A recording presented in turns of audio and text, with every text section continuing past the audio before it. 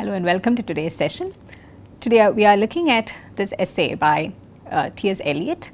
It's titled Tradition and Individual Talent. It's a 1919 essay and it's considered as one of the finest works and the best known works of criticism by Eliot. Eliot, as we know, he was also a poet and he was perhaps the best known poet of the modernist period. So there is a kind of literary modernism that we can find in his poetical works as well as in his critical works. So what makes his critical works, his criticism, very different and distinctive is the fact that there's a combination of literary modernism as well as a political conservatism. So writing at a time which is right after the Victorian age and when the romantic principles are still reigning high in certain ways, we find him going against the grain of tradition, the way in which tradition is seen. The title itself is Tradition and Individual Talent. So there's a way in which he tries to bring in two things which have been going in two different directions, which have been seen as two different things in the during the classical age as well as during the modern English literary critical stage, where it was seen as two different things, tradition as well as individual talent. So here we find Eliot trying to bring in a kind of a synergy by trying to locate tradition in a very different way, in a very modernist way. But at the same time, we also find a certain kind of conservatism, which also becomes a hallmark of modernist criticism for a number of decades since then.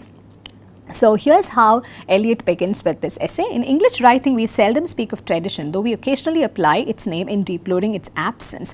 We cannot refer to the tradition or to a tradition. At most, we employ the adjective in saying that the poetry of so-and-so is traditional or even too traditional. So there's a way in which Eliot draws our attention to the fact that tradition has not always been seen as a wonderful thing, especially within the native English literary critical tradition. This is what we had seen during the Romantic period, during the romantic critical phase, where we saw a very stark departure, very significant departure from the neoclassical principles. So the romantic poets and the romantic literary tradition had moved away considerably from what was seen as poetical tradition until that point of time, what was seen as literary tradition until that point of time. So tradition was not really considered as a great word, as a great notion as far as literature was concerned in the early 20th century.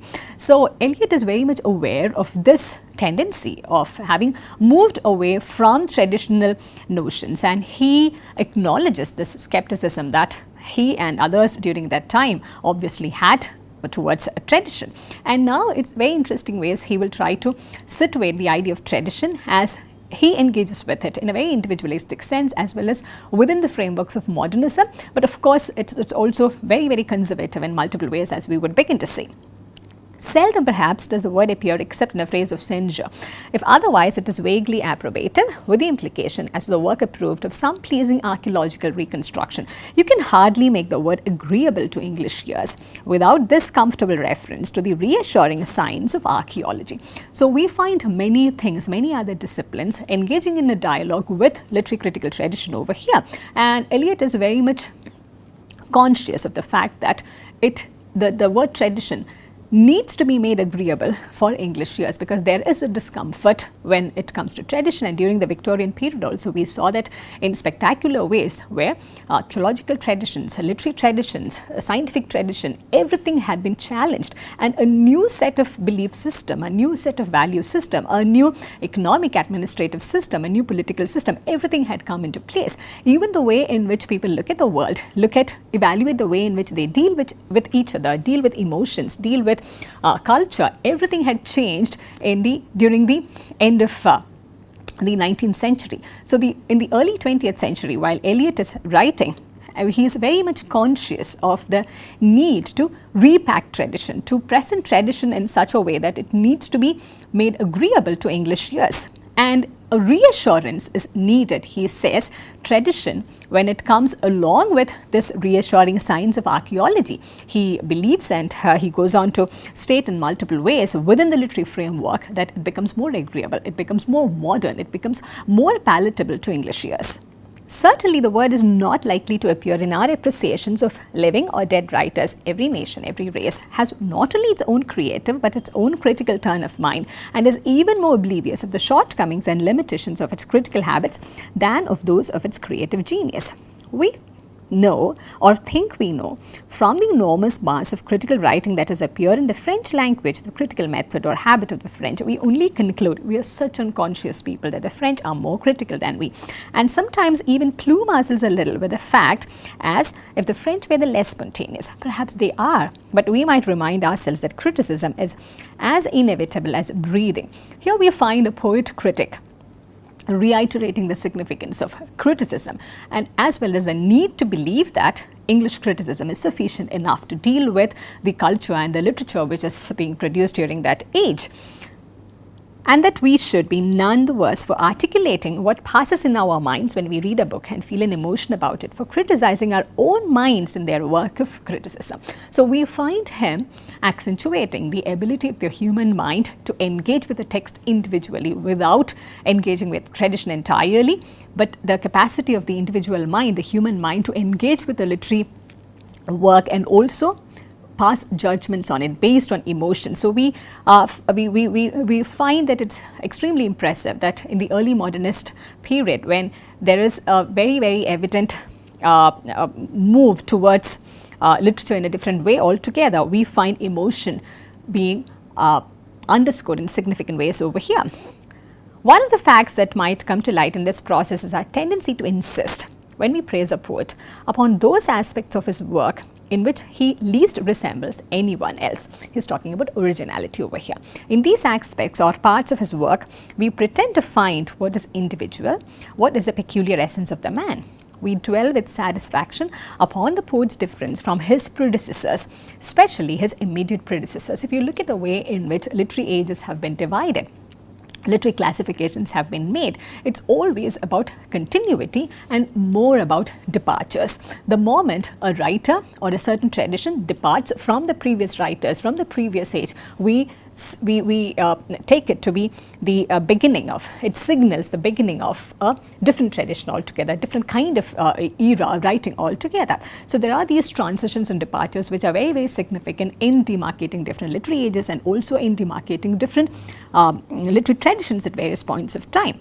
So here we find Eliot articulating this commonsensical kind of notion which had always existed about literature and about these different classifications which have been made. And we also find him trying to focus, trying to underscore the need for a certain timelessness, a certain universality which would defy these conventions and these kind of classifications, which is what we will find in another essay of Eliot, where he brings back to significance the metaphysical poets who were never considered significant during their own lifetime or even at a later time.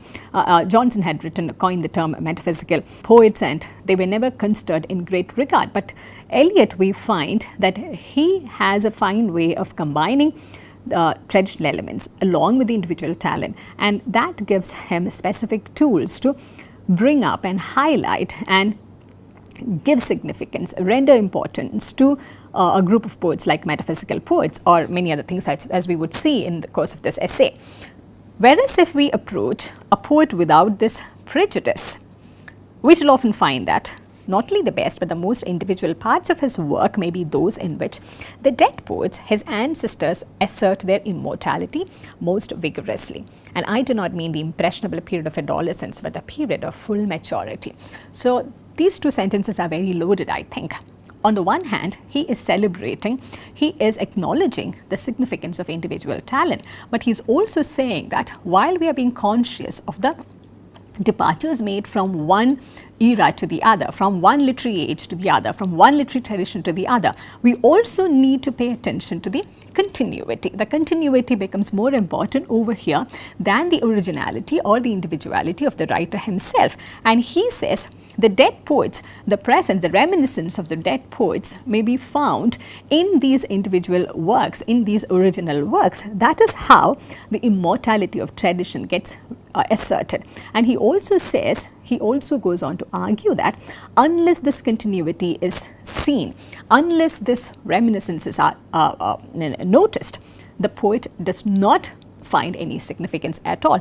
Just with individual talent, just with the original creativity, the poet perhaps cannot survive within the framework of canon. That's a larger point that he is also trying to make. And this, when he talks about the impressionable period of adolescence and the period of full maturity, he has in mind the larger volume of work, the corpus of work, the body of work that we need to engage with as far as a writer is concerned. It's not just about particular individual works produced during different stages of the writer's life, but the work which, the body of work which could be seen as a culmination of his creative maturity.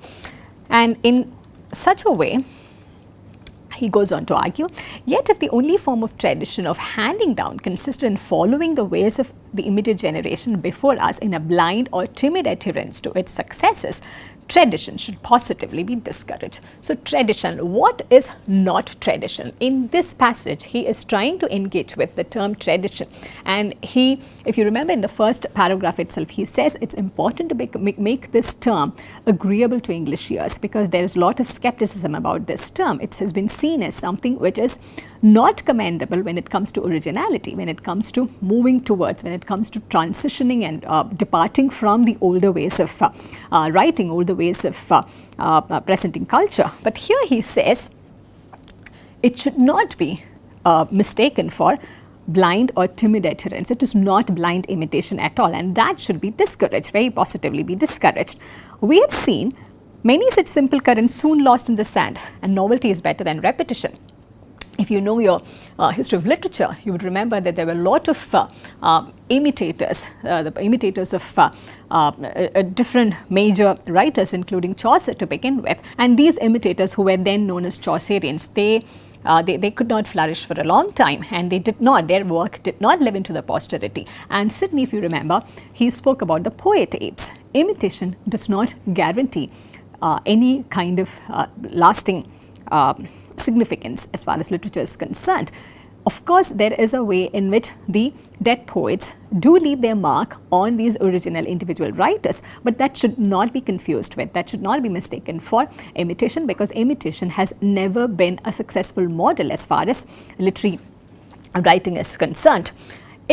Tradition is a matter of much wider significance. So in this essay, we will see that throughout this piece, Eliot is trying to situate tradition within a very large context. He combats provincialism. He moves out of England and he talks about a very European tradition. He talks about including many things other than what is produced within England itself. Of course, there is a certain kind of Eurocentrism which gets critiqued at a later point of time, but nevertheless, it's important to mark this as a significant departure, as a significant milestone where an English critic is willing to move out of the provinciality, move out of these the delimiting way in which literature and criticism has been viewed, and then talk about a European tradition altogether.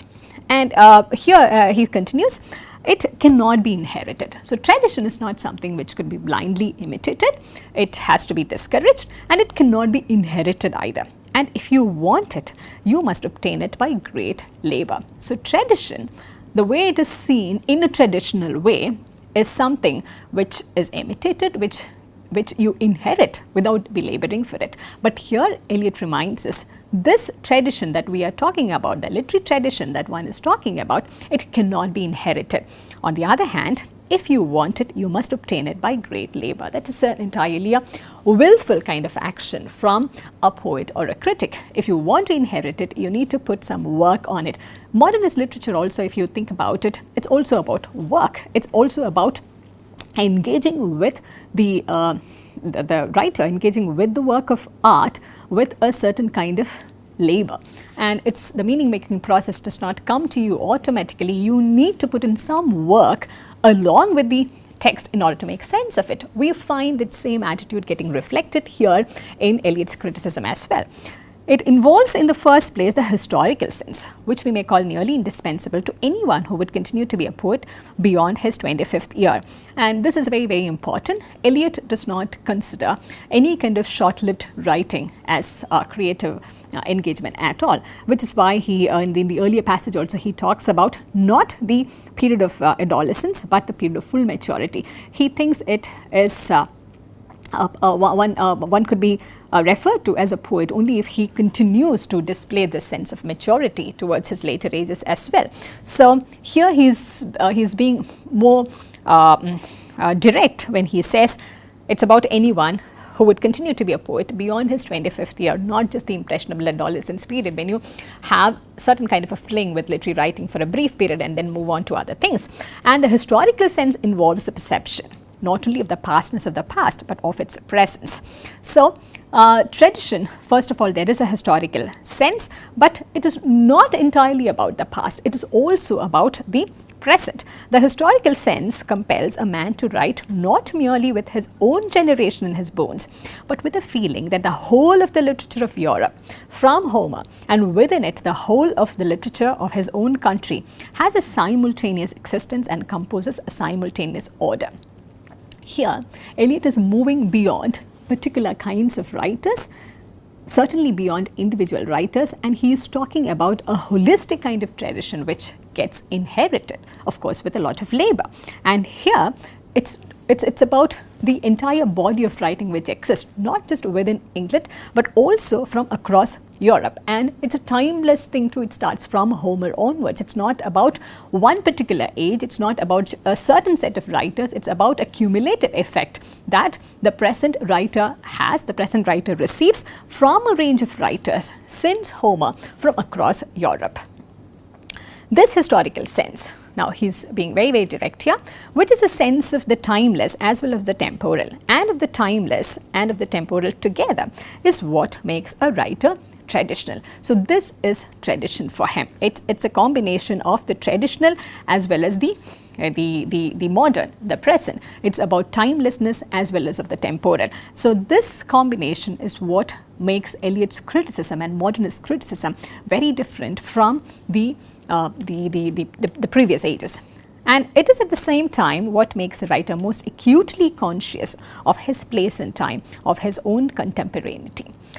Unless a writer is conscious about his past, unless a writer is knowledgeable about the tradition within which his work could be situated, his own genius could be situated, he says his own place would not be, his own sense of belonging would not be complete at all. So, the knowledge of the past, the knowledge of the tradition, the significance of this inheritance is what makes the poet, is what makes this poet situate himself or herself within his or her own time. Unless this kind of a situation does not happen, unless this sort of a framing does not happen, Eliot perhaps is arguing that the poet who is writing in the present does not know how to place himself or herself. He or she will be entirely out of place, not knowing where to map his own self or the kind of writings that they are producing. No poet, no artist of any art has his complete meaning alone. Yeah. So this is certainly about this fine combination, the fine synergy that Eliot hopes to achieve between the individual as well as the tradition. And the tradition is, of course, as he reminded us, not about one or two poets, or not about a set of writers, or not about a particular period. It's about this holistic cumulative effect which has been inherited, which has been handed down to these generations from the time of Homer. And this is from a range of places from across Europe. And this tradition cannot be inherited automatically. You need to put in a labor for that. That said, he continues to say, the significance of this poet, his significance, his appreciation is the appreciation of his relation to the dead poets and artists. You cannot value him alone. You must set him for contrast and comparison among the dead. And in certain ways, it's possible to see that this sort of comparison, this sort of a comparative analysis, it was always there. There was always a certain way in which writers were compared with their predecessors. And in one of Dryden's essays, he makes a comparison between Chaucer and the early Roman classical writers. But here, how Eliot becomes different is, it's not about particular kind of writers, it's about this entire cumulative tradition. And he continues to emphasize that. That becomes all the more evident the way in which he is not taking individual names. He's not limiting his analysis or his engagement with particular periods or writers. I mean this as a principle of aesthetic, not merely historical criticism.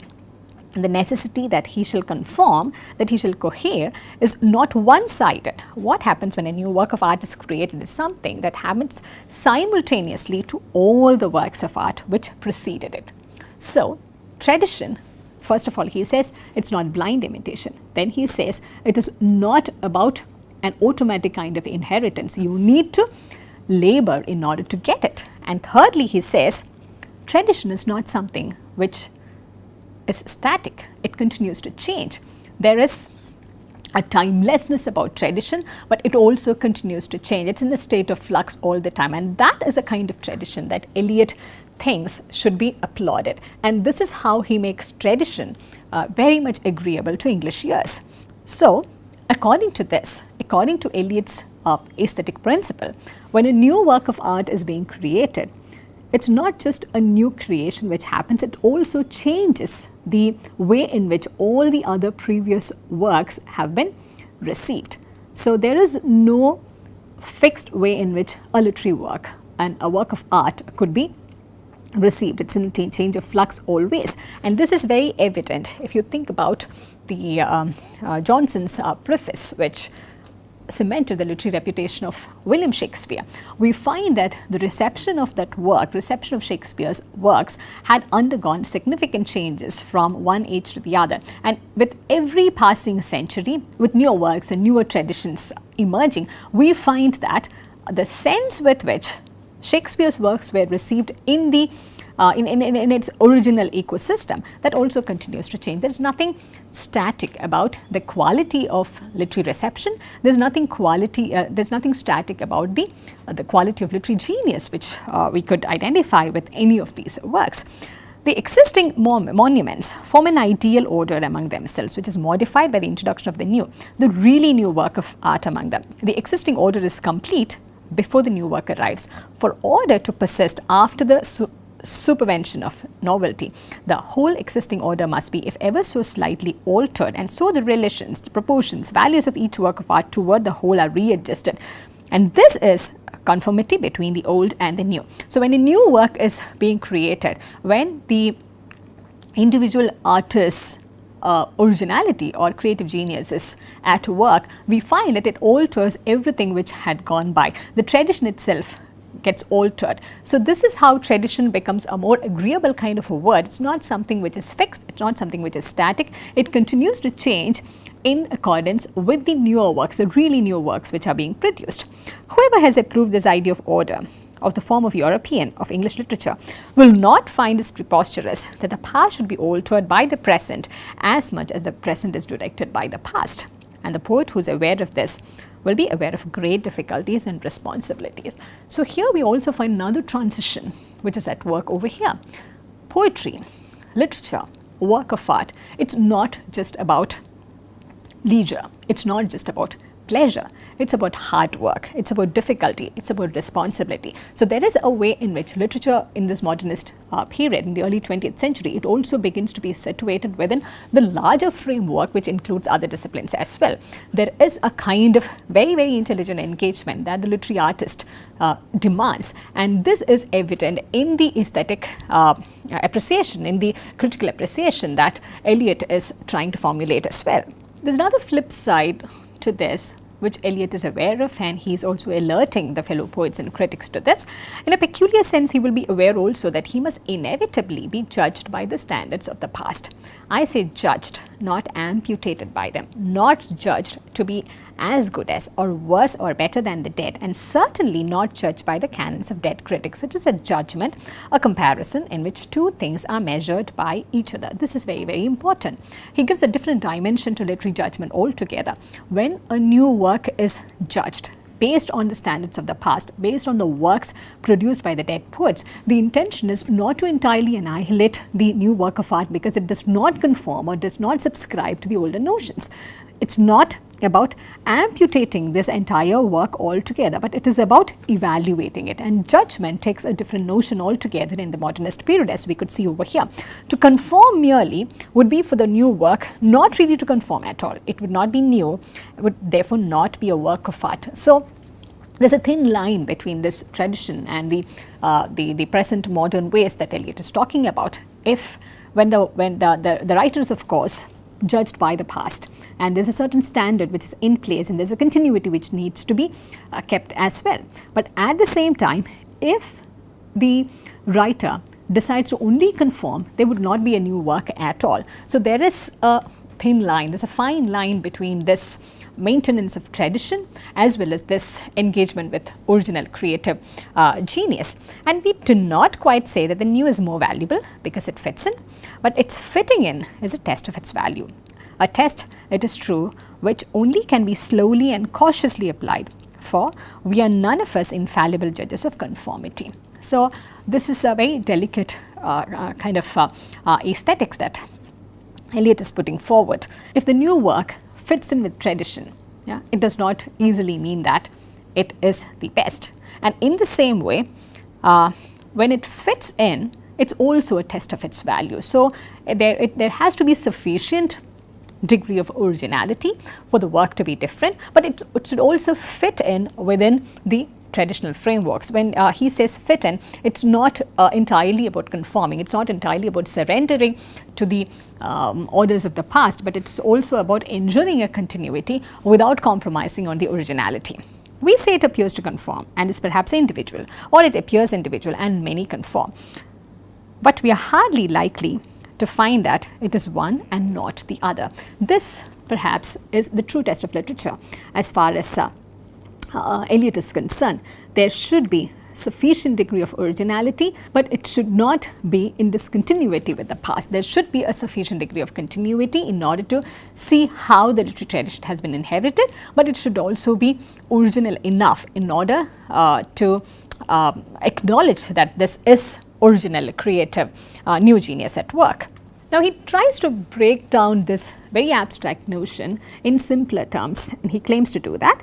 He must be aware that the poet must be aware that the mind of Europe, the mind of his own country, a mind which he learns in time to be much important than his own private mind, is a mind which changes, and that this change is a development which abandons nothing en route, which does not superannuate either Shakespeare or Homer or the rock drawing of the Magdalenian draughtsman. Yeah? So here he is placing the mind of Europe, the mind of the country, at a level slightly higher than the private mind. The private mind on its own, he is trying to argue that does not have much of a literary existence, does not have much of creative existence. Here is where the political conservatism of Eliot also comes into play. We find that he takes a very radical view, he takes a very radical path when he is exploring his literary modernism, but at the same time he remains very, very conservative in his attitude towards aesthetics, in his attitude towards creative judgment, in his attitude towards literary productions.